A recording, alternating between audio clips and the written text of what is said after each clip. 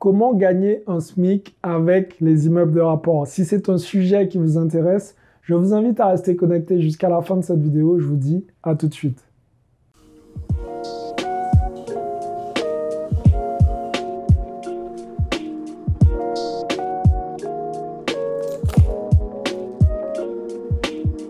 Salut à tous, je suis Xavier Prétéric, je suis l'auteur du livre Cave et Parking. Je suis aussi l'auteur du livre Devenir libre financièrement grâce aux immeubles de rapport. Et aujourd'hui, tout simplement, on va voir comment il est possible de gagner un SMIC avec les immeubles de rapport tous les mois. Bon, avant d'aller plus loin, je vous invite à compléter le petit formulaire que je vous ai préparé. Ce formulaire m'aidera tout simplement à voir où vous avez des blocages dans l'immobilier.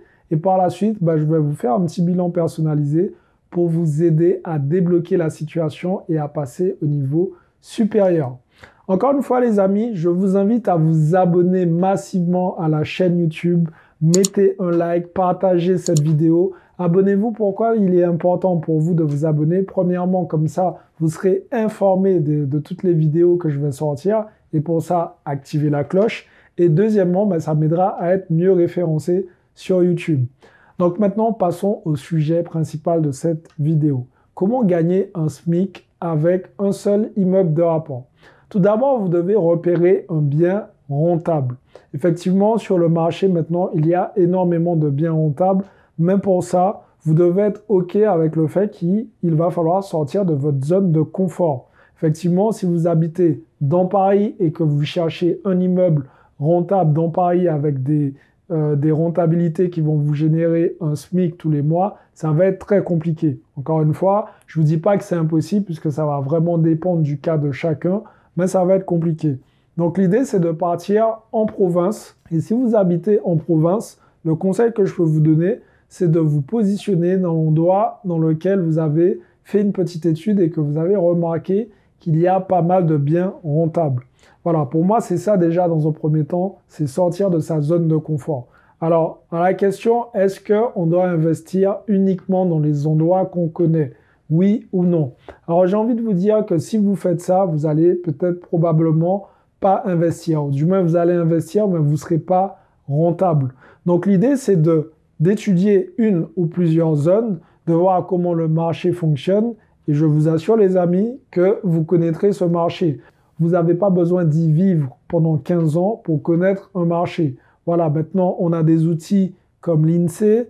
Vous pouvez regarder aussi certains éléments sur Wikipédia et vous pouvez vous rendre sur place pour voir comment la ville fonctionne. Donc, déjà, ce point-là, il est réglé. Une fois que vous avez trouvé le lieu, l'emplacement qui vous plaît bien, il vous suffit tout simplement de trouver un immeuble qui est déjà presque rentable ou du moins déjà rentable. À ce moment-là, vous allez voir le vendeur et vous devez trouver à ce bien, bien évidemment, des défauts qui vous permettront de baisser le prix. Je prendrai pour exemple un immeuble que j'ai acheté qui était affiché à 200 000 €.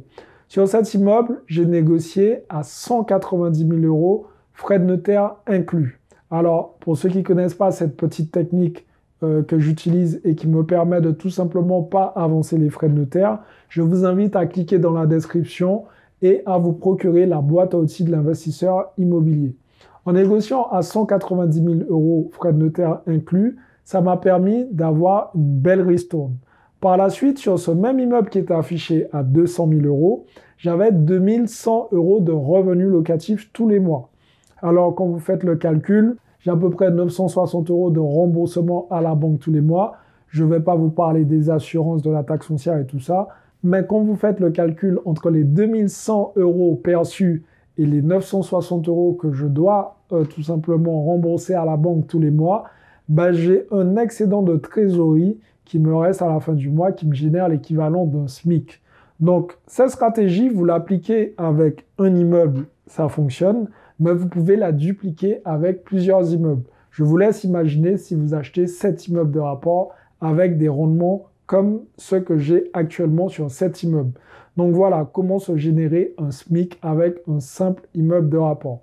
Enfin, pour aller plus loin, je vous invite tout simplement, si vous voulez booster la rentabilité, augmenter tout ça, à jumeler la stratégie des immeubles de rapport avec d'autres stratégies qui crachent énormément de cash, telles que la colocation par exemple, telles que la location saisonnière. Et pour ça, bien évidemment, ça nous ramène au point numéro 1, bien définir l'emplacement dans lequel vous souhaitez acheter. Parce que si vous voulez faire du saisonnier dans un petit village et que dans ce même village, il n'y a aucune activité aux alentours, bah, ça va être compliqué de faire en sorte que cet immeuble soit rentable. Donc voilà, tout dépendra de la stratégie que vous allez mettre en place. Mais déjà, si vous partez sur une stratégie basique, ce que j'appelle la stratégie des immeubles de rapport, et si l'immeuble n'est pas affiché au bon prix, c'est à vous d'amener les bons arguments au vendeur pour pouvoir faire baisser le prix et pour pouvoir vous générer ce fameux SMIC que l'on peut obtenir avec un seul immeuble de rapport. Si vous avez apprécié cette vidéo, je vous invite à me mettre un gros like, à partager cette vidéo autour de vous et surtout à vous abonner à la chaîne, encore une fois, pour rejoindre ces milliers d'entrepreneurs. Et pour les autres, pas de mystère les amis, passez à l'action parce que demain, c'est pour les faibles. Ciao tout le monde.